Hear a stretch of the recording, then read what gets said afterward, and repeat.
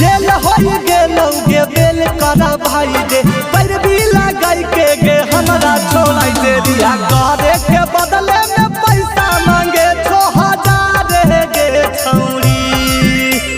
छोड़े के बदले में पैसा मांगे 6000 गे छौरी रजौली बॉर्डर पर धर ले कौए